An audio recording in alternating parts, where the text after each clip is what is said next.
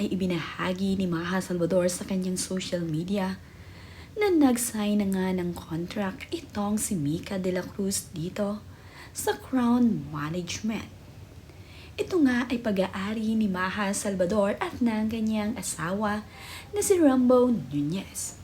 Mayroon namang pa-welcome na bulaklak itong si Maha Salvador para dito sa kanilang bagong artist na si Mika de la Cruz. Masaya nga itong i-welcome ng mag-asawa. Makikita naman nga sa short video clip kung gaano kasaya ngayon itong si Maha Salvador Rambo at itong si Mika de la Cruz na ngayon ay nasa isang company na sila.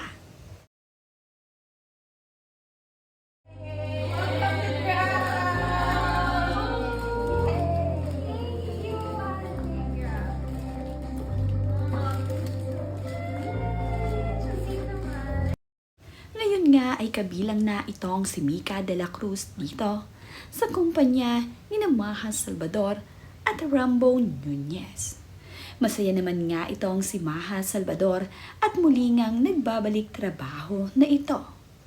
Napakasaya nga ngayon na parami ng parami ang mga Crown Artist member sa produktong ito ni Maha Salvador.